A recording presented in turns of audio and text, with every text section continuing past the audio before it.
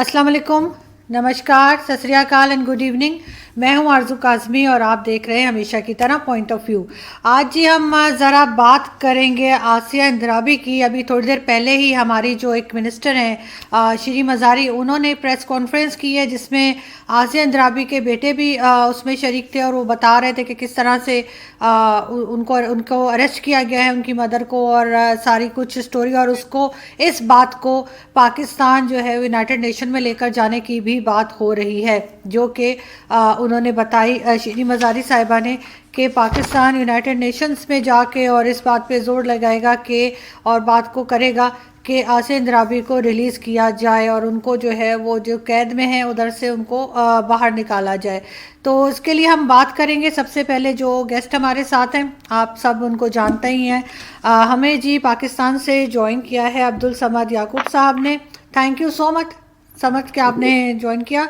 और हमें जी इंडिया से रोहित शर्मा हमारे साथ हैं, वो उनको भी आप देखते रहते हैं हमारे साथ। बहुत शुक्रिया Rohit ji, thank you so much. Thank you. या समझ, सबसे पहले आपकी तरफ अभी थोड़ी देर पहले, मेरे ख्याल है 1-2 घंटे पहले की बात है कि जो प्रेस कॉन्फ्रेंस भी चल रही थी श्री मज़ारी की, और उसमें जो है वो आसिया इंद्राबी के बेटे भी शामिल थे और बताया जा रहा था कि किस तरह से जो है वो छोटा सा लड़का था, मेरे ख्याल है 21-22 साल का, और उन्होंने बताया कि किस तरह से उनकी मदर को जो है वो इतने दिनों से अरेस्ट किया हुआ है, और कश्मीरी एक्टिविस्ट भी हैं वो। आप क्या कहते हैं कि पाकिस्तान लेकर जाएगा, जैसे कि श्री मज़ारी साहिबा कह रही थी यूनाइटेड नेशन में, तो उसका कुछ इम्पैक्ट पड़ेगा, कुछ रिजल्ट आएगा? ये दो चीजें हैं। एक तो ताल्लुक रखता है कि इससे कि फ्रीडम मूवमेंट क्या है या कश्मीर का इशू क्या है। दूसरा है ह्यूमन राइट्स के हवाले से। जब बात ह्यूमन राइट्स के हवाले से आती है तो फिर वो एक इंटरनेशनल इशू जरूर बन जाता है। फिर पाकिस्तान उसमें अपनी वॉइस जो है वो रेज कर सकता है इंटरनेशनल ह्यूमन राइट्स कमीशन में या यूनाइटेड नेशन में। ये तो हो गई एक।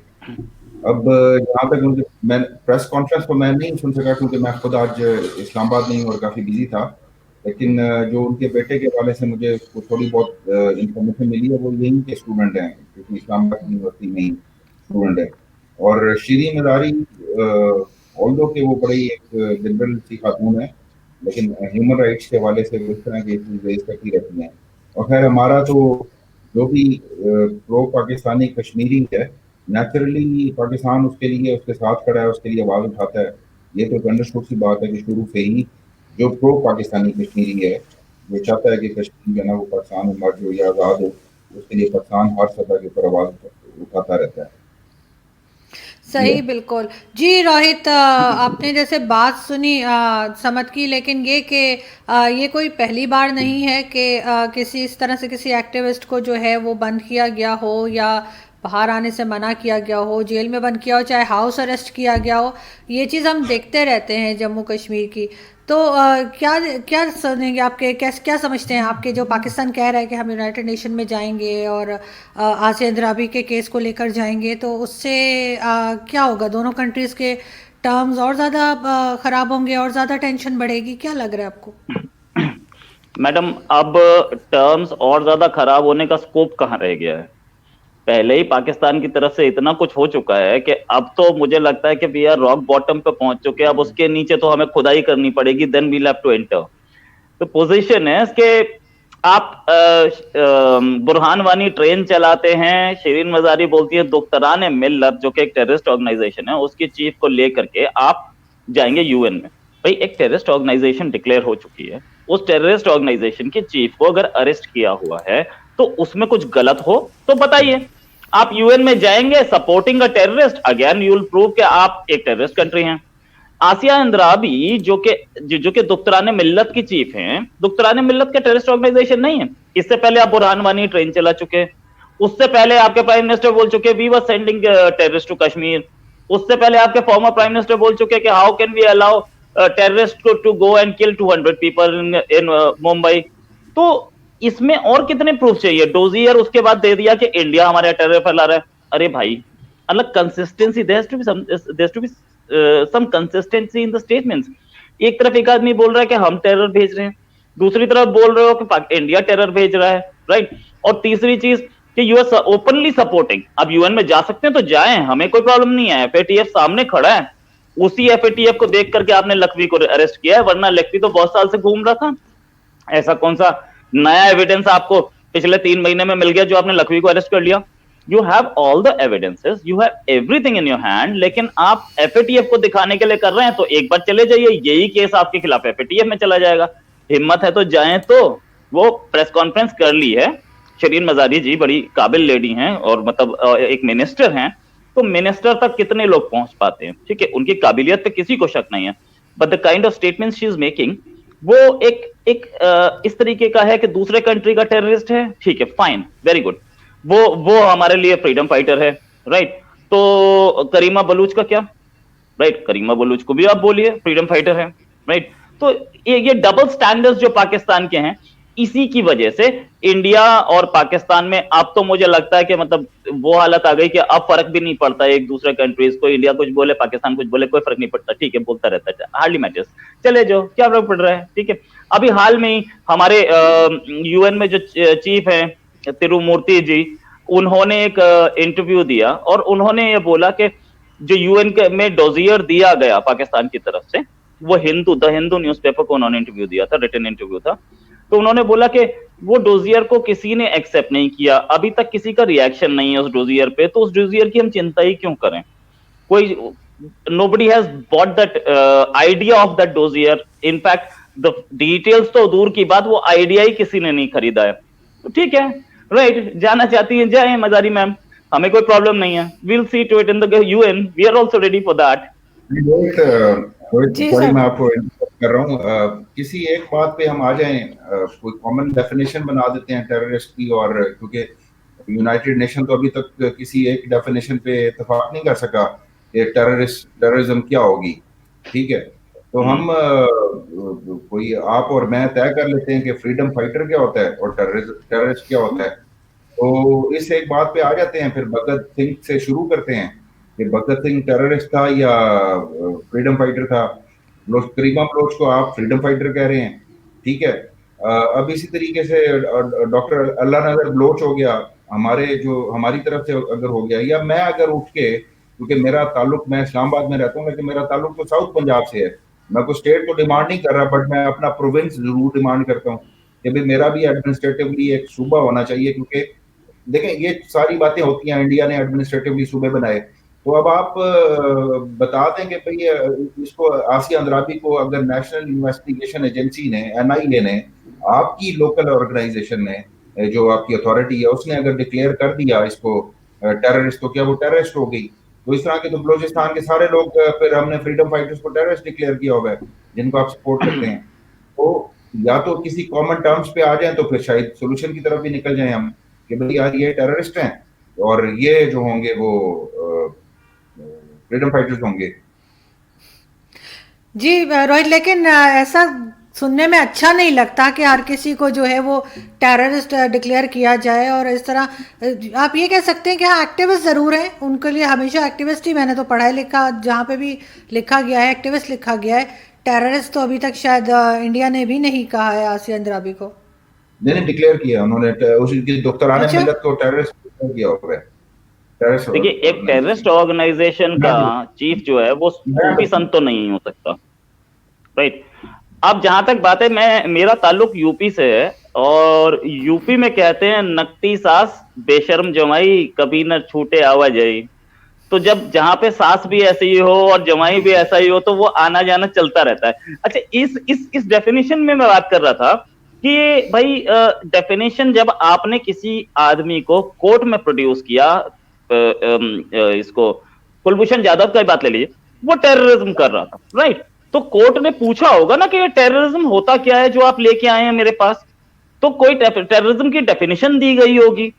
तो वो डेफिनेशन जो आपने कुलभूषण पे लगाई थी, क्या वो आसिया अंद्राबी पे नहीं लगती है, राइट? एक टेररिस्ट ऑर्गेनाइजेशन का चीफ जब एक टेररिस्ट ऑर्गेनाइजेशन का नहीं लगती। एक सेकंड समझ, पहले उन्हें कंप्लीट करने दें, फिर मैं आपकी तरफ आती हूँ। जी रोहित साहब, एक सेकंड चलिए बता दें। अगर मैं बीइंग अ पाकिस्तानी सिटीजन आपके कश्मीर से अरेस्ट हूं, तो आप मेरे ऊपर टेररिज्म की बिल्कुल, क्योंकि मेरा तो मैं कश्मीरी नहीं हूं, ना लाइन ऑफ कंट्रोल के इस पार का कश्मीरी हूं, ना लाइन ऑफ कंट्रोल के उस पार का कश्मीरी हूं। इसी तरीके से कुलभूषण यादव, जो कि हम ये क्लेम कर रहे हैं कि वो बलोचिस्तान की टेरिटरी में, यानी कि पाकिस्तान की टेरिटरी में अरेस्ट हुआ है, या अगर आप आ जाए, वैसे आप मुझसे मिलने के लिए आए कोई बात नहीं, लेकिन अगर आप ऐसे बॉर्डर क्रॉस करके आ जाए और आपको अरेस्ट कर लिया जाए, तो आप टेररिस्ट ही होंगे ना, कि आपकी क्या इंटेंशन थी कि आपने वीजा नहीं लिया। इसी तरीके से अगर वो कुलभूषण को का कंपैरिजन नहीं है उसके साथ, आसिया अंद्राबी के साथ, वो अपने नहीं मुल्क नहीं, में रह मैं के। कंपेयर कर नहीं रहा हूं sir, I am not comparing, I am telling you कि एक सिविल कोड होता है जहां, क्योंकि हम दोनों कंट्रीज ब्रिटिशर्स से इंडिपेंडेंस लिया हमने, और ब्रिटिशर्स से इंडिपेंडेंस ली तो ब्रिटिशर्स ने हमें जो रूल्स दिए उसमें एक सिविल कोड होता है, और सिविल कोड में हर चीज की डेफिनेशन लिखी होती है, टेररिज्म की भी उसमें लिखी होगी। जब आप टाडा बनाएंगे, इंडिया ने टाडा एक रूल बनाया, टेररिस्ट एंड डिसरप्टिव एक्टिविटीज, तो उसमें टेररिज्म की डेफिनेशन होगी। भाई कोर्ट सबसे पहले पूछेगी आप टेररिज्म के लिए बोल लेके आए हो, तो टेररिज्म का मैं मतलब क्या है ये बताइए। इंटरप्ट कर रहा हूँ, मैं इंक्लूड कर रहा हूँ आपको। मुझे एक बात बताएं कि ये जो अजमेर दरगाह थी, मक्का मस्जिद थी और समझौता एक्सप्रेस थी, इस पे एक नेशनल इन्वेस्टिगेशन एजेंसी जो आपकी एनआई है, वो अरेस्ट करती है एक गुप्ता, किसी नामी गुप्ता नामी को। गुप्ता के की इंफॉर्मेशन के ऊपर स्वामी असीमानंद को अरेस्ट किया जाता है। स्वामी असीमानंद ने कन्फेशन किया, कन्फेशन कि मैंने उन बॉम्बिंग्स में, उन एक्सप्लोजन में इस्तेमाल, मतलब मैंने वो की। उसके बाद उसको आपकी कोर्ट जो है वो उसको वो कर देती है, मतलब आजाद कर देती है। वो कहती है कि इनसे जो स्टेटमेंट ली गई, एनआईए ने जो स्टेटमेंट ली, जो कन्फेशन लेटर था वो प्रेशर में था, कि वो प्रेशर में थे, और उन्होंने वो दे दी, और वो वहां से बिल्कुल इज्जत बरी हो गए। और स्वामी असीमानंद ने ये कहा कि क्योंकि मैं गालिबन कांग्रेस के खिलाफ था और उन्होंने मुझे वो किया और पॉलिटिकल उसको देने की कोशिश की। तो आपके यहाँ तो चले मान लिया कि जिसने कन्फेस किया कि मैंने किया वो भी आजाद हो गया, हमने हाफिज सईद को या जकीर रहमान लखवी को अरेस्ट किया, कन्विक्ट कर दिया। अब भले आप कहेंगे कन्विक्शन हमने उसको सजा दे दी, इसलिए दी कि हम शो करना चाहते हैं फैक्टर की वजह से, भले हमारी इंटेंशन कुछ भी हो, लेकिन यहाँ पे आप क्या कहेंगे कि आपके वो 3 जो मेजर इंसिडेंट हुए टेररिज्म के, उसमें अभी तक आप नाकाम रहे किसी को पकड़ने में? कोई भी नहीं पकड़ा आपने अभी तक, पकड़ा भी तो छोड़ दिया आपने। चलिए वो आपने कन्विक्ट कर दिया, तो आपके कन्विक्शंस की बताऊं। एक आदमी को सजाए मौत दी गई थी, ओमर शेख को, डैनियल परमर्ड केस में। वो बेचारे वो सजाए मौत, कन्विक्शन मतलब प्रूफ दिए गए होंगे, कुछ होगा तब कन्विक्शन हो, उसके बाद उसको बरी कर दिया, राइट। तो कन्विक्शन तो आपका कैसा है वो तो सब देख ही रहे हैं, दुनिया ही देख रही है, तो मैं क्या बताऊं। अब जहां तक बात आपने बोली कि इंडिया में समझौता में कुछ लोग पकड़े गए, गुप्ता नाम लिया, मैं आपको गुप्ता का बताता हूँ। एक गुप्ता लेडी थी जो कि पाकिस्तानी इंडियन एम्बेसी पाकिस्तान में थी, वो थी, ठीक है। वो उनको भी सजा हुई, ठीक है। उनका भी कुछ टेररिस्ट लिंक लिंक निकला था एस्पियोनाज से, तो वो अलग, वो बिल्कुल डिफरेंट केस है। यहाँ पे जब समझौता का केस हुआ या मालेगांव ब्लास्ट केस हुआ, उसमें शक की सुई कहां पहुंची। पहले स्टार्टिंग में इस्लामिक टेरर बोला गया था, स्टार्टिंग में इस्लामिक टेरर बोला गया था, और वो किसने बोला था? इंडियन पुलिस ने बोला था। इंडियन पुलिस को जब उसमें एविडेंस दूसरा मिला, तो इंडियन पुलिस ने ही बोला कि नहीं नहीं, इसमें दूसरे दिख रहे हैं, हिंदू टेरर पकड़ा, राइट। हिंदू टेरर को अरेस्ट करने वाले कौन थे? इंडियन पुलिस ने, इंडियन कोर्ट्स ने उन्हें जेल में डाला, इंडियन कोर्ट्स ने उनकी बेल नहीं होने दी, राइट। तो कोई पाकिस्तानी तो नहीं आए थे यहां करने। उसके बाद कॉन्क्रीट एविडेंस नहीं होने की वजह से, वो कांग्रेस गवर्नमेंट में ही हुआ था सारा कुछ। जब इसने बोला असीमत ने कि भैया मेरी कांग्रेस गवर्नमेंट मेरे खिलाफ है, कांग्रेस गवर्नमेंट में ही सारे एविडेंस दिए गए थे, कांग्रेस गवर्नमेंट ने ही सारे एनआईए की जांच कराई थी, सब कुछ कांग्रेस गवर्नमेंट का था। उसके बाद भी प्रूफ कंक्लूसिव नहीं था, ठीक है। ये केस पकड़ा कैसे गया? ये केस ऐसे पकड़ा गया, ये लेडी जिनका नाम साध्वी प्रज्ञा है, जो कि आजकल भोपाल से एमपी हैं, उनकी मोटरसाइकिल मिली थी। मोटरसाइकिल में बॉम्ब रखा हुआ था, जो ब्लास्ट हुआ था, मोटरसाइकिल के नंबर से डिटेक्ट हुआ था। बाद में साध्वी ने यह बोला कि ये मोटरसाइकिल तो मैंने 4 साल पहले बेच दी, तो मेरा इसका लेना देना क्या। उस एक मोटरसाइकिल के एविडेंस पे बाकी सारे लोग पकड़ते चले गए लोग, और उसके बाद कोई एविडेंस मिला नहीं, राइट। तो ये चीज, मोटरसाइकिल थी या मोपेड थे, कुछ ऐसा था। तो ये चीज भाई इंडिया ने किया, इंडिया इंडिया जहां पे भी, अब आपको कहीं पे हिंदू टेरर देखा है पिछले 10 साल में? मुझे बता दीजिए कहीं मिला हो तो। नहीं मिला, हम खुद ही पकड़ते हैं। नहीं, मैंने आपकी आपको तरफ से एग्जांपल टेरर खुलेआम आता है, आप नहीं अच्छा। पकड़ते। जी जी समझ। कोई मैंने करा ना एविडेंस उसका अभी तक, वो उसके बाद आपने उस टेररिस्ट को ट्रेस नहीं कर सके अभी तक आप। किस आपने टेररिस्ट को? हमें तो डोजी, मतलब जो मक्का मस्जिद थी या समझौता एक्सप्रेस थी या अजमेर दरगाह थी, उसका कोई कन्विक्ट नहीं है मुलजिम। हाँ, आपने एक सजा जरूर दी है याकूब मेमन को टेररिज्म में, कि याकूब मेमन जो मुसलमान था उसको जरूर नहीं सजा थे क्या? मिली है। याकूब मेमन नहीं थे क्या? थे नहीं मैं क्या? नहीं कह रहा, याकूब मेमन थे मैं नहीं क्या? हाँ नहीं नहीं, मैं हाँ। नहीं कह रहा, मैं नहीं कह रहा कि नहीं था। एक सेकंड सर, आप लोग वन बाय वन बोलेंगे, नहीं तो दोनों की आवाज मिक्स होगी, किसी को समझ नहीं आएगी। पहले आप समझ अच्छा कंप्लीट कर लें, फिर मैं रोहित की तरफ चलती नहीं, हूँ। जी। मैं नहीं कह याकूब रहा मेमन, तो हाँ आप जी, कोर्ट ने दी, मैं नहीं कह रहा, वो तो आपको बेहतर पता होगा कि आपने आपकी कोर्ट ने क्या डिसीजन किया है और मेरिट पे किया कि नहीं किया। जी रोहित। कोई ऐसा कंट्री बता सकते हैं आप मुझे जहां सुप्रीम कोर्ट रात को 2 बजे खुले एक टेररिस्ट के लिए? सुप्रीम कोर्ट ने रात को 2 बजे सेशन लगाया याकूब मेमन के लिए। वो सुप्रीम कोर्ट, ये कई बार केस जा चुका था, एक फाइनल मर्सी प्ली लगी थी जो 2 बजे खुली थी, सुबह 6 बजे फांसी होनी थी और उसके बाद फांसी हुई थी। तो आप ये बोलें कि याकूब मेमन को जबरदस्ती लटका दिया, तो भाई साहब सुप्रीम कोर्ट किसी कंट्री की रात को 2 बजे नहीं खुलती। हमारी भी पहली बार खुली थी, हिस्ट्री बनी थी वो रात को 2 बजे। मैं खुद ऑफिस में था और अपडेट्स पे अपडेट्स आ रहे थे, मेरे सारे रिपोर्टर्स लोकेशन पे खड़े थे रात को 2 बजे। ऐसा नहीं होता कि इंडिया में जस्टिस मींस जस्टिस। हमारा वो कंट्री है जो कि एक इलेक्टेड प्राइम मिनिस्टर को डिसमिस कर सकता है, और किया था इंदिरा गांधी को। उसके बाद इमरजेंसी लगा दी थी इंदिरा गांधी ने to stay in power, right? But then court can do it, that was a high court decision. Supreme court तो कई बार बोल चुका है अगर गवर्नमेंट से रूल नहीं किया जाता तो रिजाइन करो, हम दूसरी गवर्नमेंट बनाते हैं। तो ऐसा नहीं है, कोर्ट किसी की नहीं सुनती इंडिया में। Indian court is like king. वो प्राइम मिनिस्टर को कल वो ना अपनी औकात दिखा सकती है।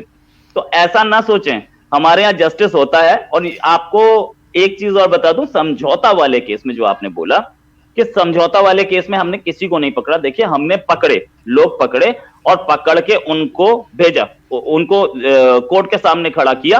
कोर्ट के सामने एविडेंस इतना नहीं था जो एविडेंस चाहिए होता है। May be that case was a fake case, और आई डोंट नो, अभी कोर्ट ने बताना बाकी है, चल रहा है केस।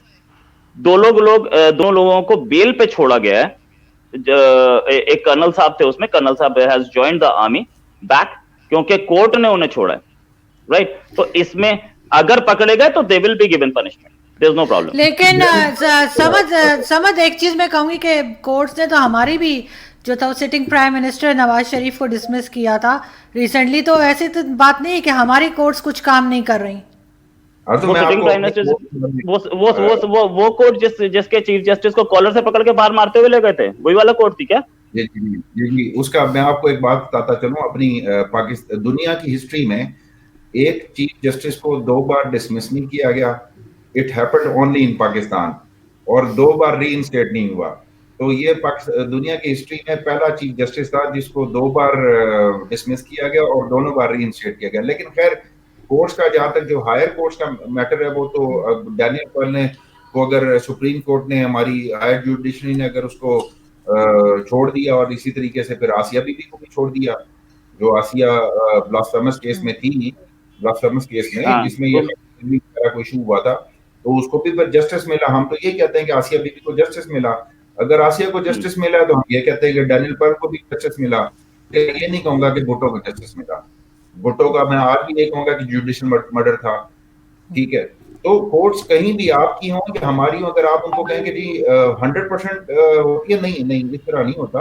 कुछ नेशनल इंटरेस्ट को भी मद्देनजर रखना होता है। कुछ हमारी कोर्ट तो खैर लॉ ऑफ नेसेसिटी के साथ, जो जस्टिस मुनीर था, हमारी कोर्ट का तो खैर मैं नहीं जाता उसमें, एक शर्मनाक जो एक पास्ट है वो रहा है, मैं उसको एडमिट करता हूँ कि जस्टिस मुनीर को मैं कैसे जस्टिफाई करूँ, जिसने कहा लॉ ऑफ नेसेसिटी है, ठीक है? तो ये वो कोर्ट्स को भी मैं नहीं कहूंगा कि भाई हमारी कोर्ट्स आज की कोर्ट्स होंगी आजाद, लेकिन ये नहीं कहूंगा कि पहले की कोर्ट्स होती वो सारा, या स्पेशली जब टेररिज्म का मसला हो या जब नेशनल इंटरेस्ट का मसला हो, तो ये फैसले रेसिप्रोकल होते हैं। अगर आप उनको नहीं कन्विक्ट कर रहे होंगे कि जो पाकिस्तान मुखालिफ लोग हैं या जो मुस्लिम मुखालिफ लोग हैं, अगर आप उनको कन्विक्ट नहीं कर रहे होंगे तो नॉर्मली पाकिस्तान भी नहीं करेगा उनको, जो इंडिया सेंट्रिक होंगे, जो इंडिया के अगेंस्ट होंगे। इसी तरीके से आपके हाँ ठीक है, हाफिज सईद को ऑब्वियसली हमारे नेशनल इंटरेस्ट में उसको कन्विक्ट करना, मतलब अगर हम उसको पहले अपना एसेट समझते थे तो आज हमारे नेशनल इंटरेस्ट में कि फैटफ की वजह से हम करेंगे, बिल्कुल करेंगे। ये तो इसमें तो कोई दखने छुपने वाली बात नहीं है ना, मैं तो ओपनली एडमिट करता हूँ। मतलब अगर एफएटीएफ ना होता तो आज भी हमने ना अरेस्ट किया होता। ना करते, बिल्कुल भी ना करते उसको। अच्छा, मैं आपको बताना चाहूंगा कि आपकी कोर्ट ने फॉर्मेलिटी पूरी की ना हमने। कौन सा आपको क्या लगता है कि हाफिज सईद को हमने उठा के कहीं वो मतलब छोड़े हम इन बातों को कि जिनको हमने खुद फ्रीडम फाइटर के तौर पे वो किया, तो आपका क्या ख्याल है कि कोर्ट से कन्विक्ट कर दिया और हमने उठा के उनको अंडर वो कोई क्या कहते हैं वो अंदर बिल्कुल ही जो कहते हैं उस तरह की जेल में रख दिया हुआ है उनको, कार कोटरी में बिल्कुल। हाँ वो जेल में नहीं रखा ना। जी देखिए, जी। एक इंडिया में एक सेइंग है कि in a democracy all people are equal but some are more equal than others. तो वो but some are more equal है ना, वहां प्रॉब्लम आती है। परवेज मुशर्रफ को सजा हुई, सजा होने के बाद वो कोर्ट से भाग गए और हाउस अरेस्ट में रखा, तो वो मोर इक्वल वाली कहानी आ जाती है। वो मोर इक्वल क्यों? Why more equal? If he has been convicted he should be in jail, not in house arrest. वैसे ही आपने आसिया अंद्राबी पे आज बोल दिया। Asiya Andrabi, coming back to the topic, Asiya Andrabi अगर वो एक वो चलाती हैं, टेररिस्ट ऑर्गेनाइजेशन चलाती हैं, वो जिस चीज को जिसको टेररिस्ट डिक्लेयर किया गया है, तो जरूरी है क्या उन्होंने खुद अपने हाथ से मर्डर किया हो तब वो टेररिस्ट कहलाएंगी? टेररिस्ट की डेफिनेशन जो है, इफ यू आपने ये बोला कि भाई ये मैटर करता है कि वो किस साइड टेररिस्ट है, राइट? अगर वो सरहद के इस पार टेररिस्ट है तो आपके लिए नहीं है, ठीक है? आप हिस्ट्री में गए कि भगत सिंह से लेंगे और इधर से लेंगे, भाई एक चीज आप अपने क्रेडेंशियल्स पे लीजिए कि टेररिस्ट क्या होता है। आसिया अंद्राबी क्या उस पे आती हैं पैमाने पे कि नहीं? अगर नहीं आती तो यू हैव टू से इन द यूएन कि भाई ये टेररिस्ट नहीं है, हम बोल रहे हैं ये एक्टिविस्ट है, तो वो यूएन में पता चल जाएगा ना। UN will tell you the fact is this. Sorry मैं इंटरप्ट कर रहा हूँ बार बार आज आपको। मैं आपको टेररिस्ट की ना बिल्कुल सिंपली डेफिनेशन बताता हूँ। अगर उसामा बिन लादेन सीआईए से मिलकर सोवियत को के खिलाफ लड़े तो वो एक फ्रीडम फाइटर है, ठीक है? वो एक इन्वेजन के खिलाफ फाइट कर रहा है। और अगर वही अगर यूनाइटेड स्टेट्स के खिलाफ लड़े तो वो टेररिस्ट है। तो सिंपली कोई शख्स जो आपकी फेवर में हो, तो वो जब आपकी फेवर में लड़ रहा हो कोई मिलिटेंट या मर्सनरीज, तो वो टेररिस्ट नहीं होगा वो आपके लिए। तो इसलिए तो हम यूनाइटेड नेशन नहीं कंक्लूड कर पाई ना टेररिज्म की डेफिनेशन को, क्योंकि सेम आप एक एग्जांपल आपके सामने कि वही उसामा बिन लादेन जो मुस्लिम वर्ल्ड का या जो इवन वेस्टर्न वर्ल्ड का हीरो था कि जिसने फाइट किया सोवियत के अगेंस्ट, वो तब हीरो था। फिर जब वो उसने यूनाइटेड स्टेट के अगेंस्ट फाइट की तो वो टेररिस्ट हो गया। तो ये इसलिए हम कभी भी कंक्लूड नहीं कर पाएंगे टेररिज्म की डेफिनेशन को। लेकिन मुझे ये बताएं ना समझ के, अगर यूनाइटेड नेशन में पाकिस्तान जाता है तो क्या रिस्पांस आएगा? आपको लग रहा है कि कुछ होगा? क्योंकि डोजियर बहुत से इससे पहले भी मुख्तलिफ चीज़ों के लिए हम लोग देते रहे हैं, तो क्या क्या आपको लग रहा है कि क्या रिस्पांस आएगा? रिस्पॉन्स सिंपली जब ये आर्टिकल 6 के तहत नेहरू जी गए थे कश्मीर के मुद्दे को लेके, तो आज मेरे ख्याल में उसको भी कई डेकेड्स गुजर गए, क्या रिस्पॉन्स आया है? कश्मीर की रेजोल्यूशन जो थी इसको हम नहीं लेके गए थे, ये तो नेहरू जी लेके गए थे ना वहां पे आर्टिकल 6 के तहत कि प्लेबिसाइड भी होना चाहिए और सब कुछ होना चाहिए और सीज फायर भी हुआ, सारा कुछ हुआ। तो अगर आप यूनाइटेड नेशन से कुछ बहुत ज्यादा वर्ल्ड कम्युनिटी से ये एक्सपेक्ट कर रहे हैं कि वर्ल्ड कम्युनिटी जो है वो इंडिया के अगेंस्ट जाएगी और वो जाके कश्मीर के ऊपर, वर्ल्ड कम्युनिटी तो दूर की बात है, हमारी तो इस्लामिक कम्युनिटी जो है जिसमें दोगलापन इतना ज्यादा है कि वो अपने बिजनेस इंटरेस्ट को, इकोनॉमिक इंटरेस्ट को इंडिया के साथ सबसे पहले देखेंगे।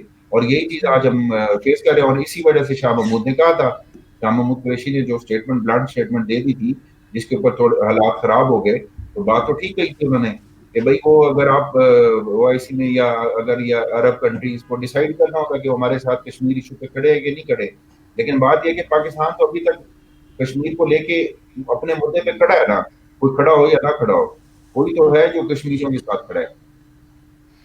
सही, बिल्कुल। जी जी रोहित जी, आपको ये लग बात रहा है तो कि कुछ कुछ? ऐसी हुई, बात तो कुछ ऐसी हुई कि एक यूनिवर्सिटी एमए कराती है पापड़ बनाने की साइंसेज में या पोटैटो चिप्स बनाने की साइंसेज में, अकेले वही चला रही है, कोर्स करने कोई आ नहीं रहा। भैया कोई और आपके साथ कश्मीर में नहीं है तो आप समझिए ना आपका स्टैंड गलत है। आप ये क्यों नहीं समझ रहे हैं? Your stand is wrong which has been denied. अच्छा ठीक है, आपके सपोर्ट में भी चलिए खड़ा हो गया तो क्या हो जाएगा भाई? यूएन में नेहरू गए, ठीक है गए, तो यूएन ने जो बोला था वो सारा पाकिस्तान ने मान लिया क्या? नहीं माना। तो ये सेलेक्टिव क्यों भाई? यूएन ने जो कुछ बोला था इंडिया के साथ मिला दो, इंडिया उसमें प्लेबिसाइड करा लेगा। आपने तो कराया ही नहीं, ना मिलाया ना कराया, है ना? नहीं पूरा कश्मीर ऐसे एक होगा, ये तो लिखा ही था ना। नहीं करा। नहीं, अगर अगर अगर यूनाइटेड नेशन ने कोई एक्शन नहीं किया तो उसका मतलब ये हो गया कि इंडिया ठीक हो गया, पाकिस्तान गलत है, आप ये कह रहे हैं? नहीं, रेजोल्यूशन नहीं, तो में तो बोला था की हो रही है तो अभी तो रेजोल्यूशन नो की बात यूएन। हो रही है, उसमें दो पार्ट, रेजोल्यूशन के दो पार्ट्स थे।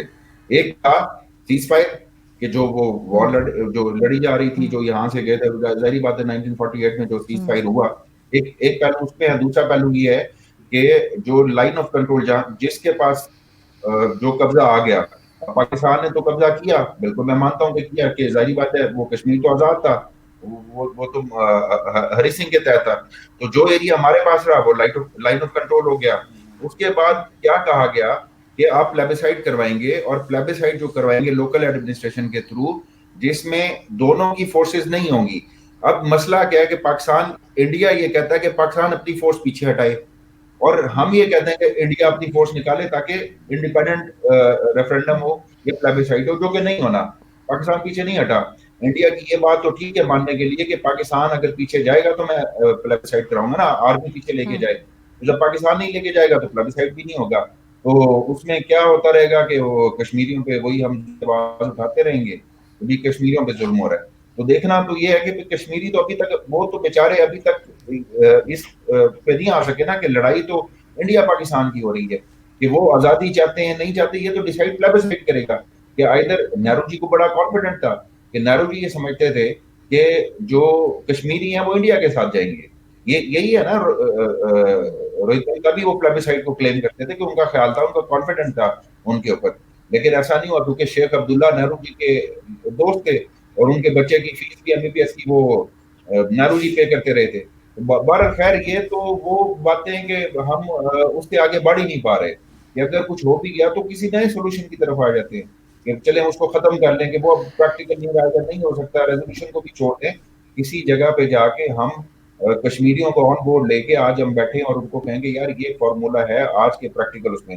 लेकिन जब आप 370 पे जाएंगे तो फिर जाहिर बात है, वो तो फिर बात वो सही कह रहे हैं कि इससे तो ज्यादा और नहीं हम इशू अपना रिलेशन खराब कर सकते, या जो इससे ज्यादा पाकिस्तान और इंडिया का ताल्लुक खराब हो गया है, इससे ज्यादा तो और नहीं हो सकता, अनलेस बिल्कुल कुछ ठीक। ना हो। जी रॉय जी, आपको लगता है लास्ट कमेंट आपका कि कोई है कोई सोल्यूशन, जैसे समझ कह रहे हैं आपने भी कहा इससे आगे नहीं जा सकते, लेकिन कोई है सोल्यूशन इसका कश्मीर का आपके ख्याल से?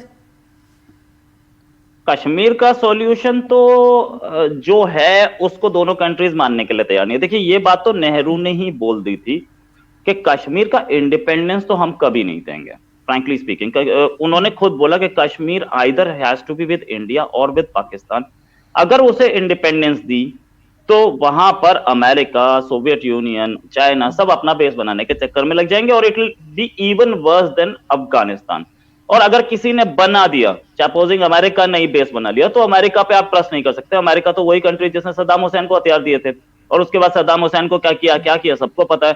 तो can you trust America? Can you trust Soviet union? और ये नाउ रशिया।